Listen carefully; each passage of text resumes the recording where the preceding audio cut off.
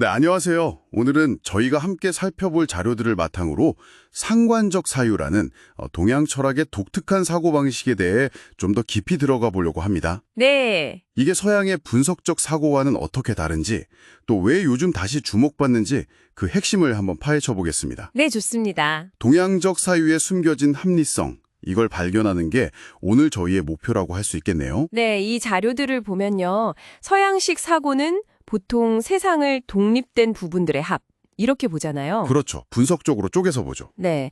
그런데 동양의 상관적 사유는 모든 것이 서로 연결돼서 함께 움직인다, 이렇게 보는 세계관을 잘 보여줍니다. 아, 연결성? 그게 핵심이군요. 맞습니다. 근데 흥미로운 건 예전에는 이런 관점이 좀 비합리적이라고 치부되기도 했었는데 네, 약간 미신처럼요. 그렇죠. 그런데 최근에 인지심리학 같은 현대과학 분야에서 오히려 그 타당성을 인정받고 있다는 거예요. 정말요? 과학적으로도요? 네. 심지어 어떤 시각에서는 서양의 그 분석적인 과학 이론조차도 알고 보면 상관적 사유의 한 형태 아니냐, 뭐 이런 주장까지 나오고 있습니다. 와, 이건 정말 세상을 보는 프레임 자체가 뭐랄까 근본적으로 다르다는 말씀이시네요. 그렇죠. 완전히 다른 렌즈로 보는 셈이죠. 그럼 이 상관적 사유, 구체적으로 어떤 특징이 있고 또 서양 학자들은 이걸 어떻게 다시 보게 된 건지 좀 더 들어가 볼까요? 네. 그 서양 학자들 예를 들면 뭐 그라네나 그레이엄 같은 사람들이 있는데요. 이분들이 음양 오행설 같은 동양의 전통 이론들 속에서 어떤 함티성을 발견하면서 재조명되기 시작한 겁니다. 아, 동양의 오래된 이론 속에서요. 네. 특히 그레이엄 같은 경우는 구조주의라는 틀을 사용했어요. 대상 자체보다는 대상들 간의 관계 속에서 의미를 찾는 방식인데 이걸로 동양 사상의 어떤 논리적 체계를 잘 드러냈죠. 구조주의로 동양 사상을 분석했다는 게 참 신선하네요. 네. 그리고 핸더슨 같은 학자는 이 상관적 사유를 한 4가지 유형으로 나눠보기도 했어요. 네 가지나요? 어떤 것들이죠? 첫째는 인간과 우주를 소우주, 대우주 관계로 보는 거. 아, 작은 우주와 큰 우주. 그렇죠. 둘째는 하늘의 질서와 국가체대를 유비적으로 연결하는 방식. 셋째는 오행설처럼 수를 이용해서 세계를 체계화하는 것. 그리고 마지막은 주역처럼 변화의 패턴을 읽는 시스템입니다. 들어보니 다 뭔가 연결하고 대응시키는 방식이네요. 맞습니다. 그게 핵심이죠. 아까 인지심리학 연구도 잠깐 말씀하셨는데 이게 정말로 사람들 생각 방식의 차이를 만드나요? 동서양이 실제로 다르게 생각한다는 건가요? 바로 그 점입니다. 리처드 니스백 같은 학자들의 연구를 보면요. 이 상관적 사유가 강한 문화권, 주로 동아시아 사람들이죠. 이분들은 세상을 좀 더 복잡하고 상호 의존적인 관계로 파악하는 경향이 있다는 거예요. 더 복잡하게 본다고요? 네.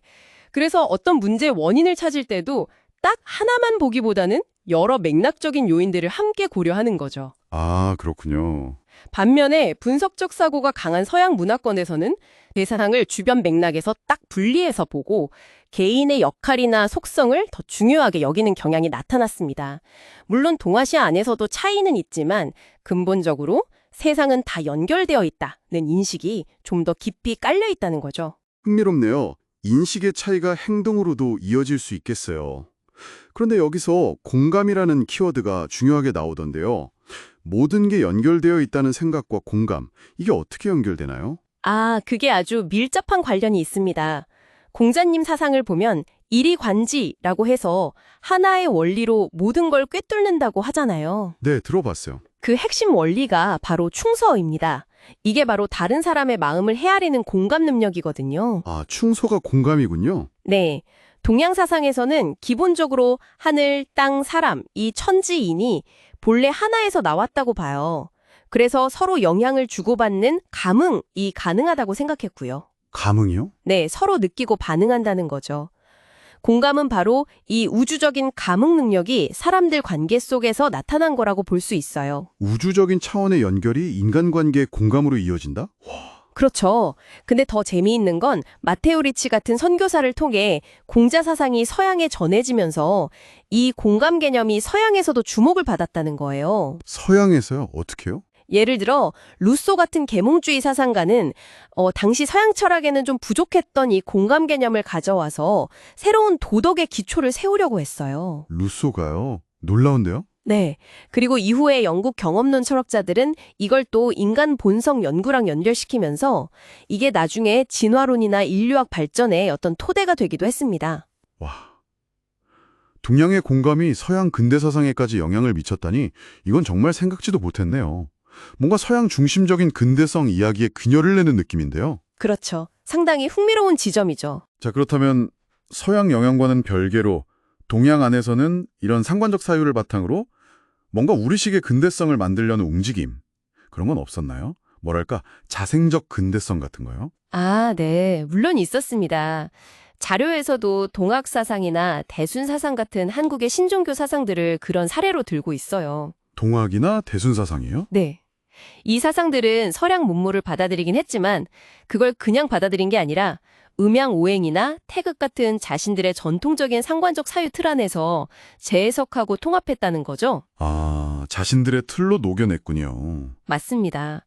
그래서 그걸 바탕으로 새로운 사회 비전이나 실천 운동을 만들어낸 거죠. 예를 들어 동학의 인내천, 사람이 곧 하늘이라는 사상도 전통 우주론하고 결합해서 당시 사회 변혁 운동에 아주 중요한 동력이 됐었고요. 그렇군요. 전통사상이 현실 변혁이 힘이 된 거네요. 네.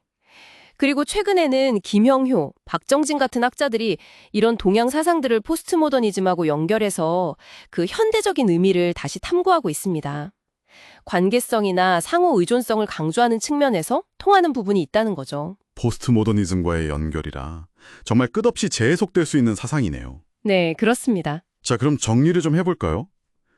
세상을 개별 요소의 합이 아니라 상호 연결된 전체로 보는 이 상관적 사유. 이게 동양 문화의 핵심적인 인식 틀이고 네. 또 공감이라는 중요한 윤리적 개념으로 발전해서 서양 근대성에도 영향을 주고 동양 내구에서는 자생적 근대성의 원동력이 되기도 했다. 이런 이야기였네요. 맞습니다. 그렇게 요약할 수 있겠습니다. 자, 그럼 이런 통찰이 지금 이걸 듣고 계신 당신에게는 어떤 의미가 있을까요? 또 다른 창이요? 네.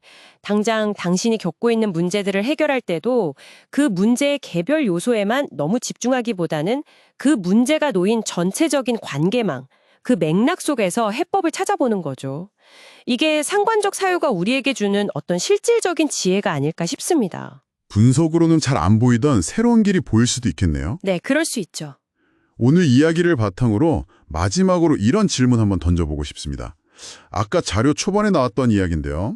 만약에 서양의 그 분석적 사유라는 것마저도 사실은 관계 속에서 대상을 파악하려는 어떤 숨겨진 상관적 사유의 한 표현이라면 그렇다면 우리가 동양적 사고방식, 서양적 사고방식 이렇게 나누는 곳의 근본적인 차이는 과연 뭘까요? 진짜 그렇게 딱 나눌 수 있는 걸까요? 한번 생각해 보시면 좋겠습니다.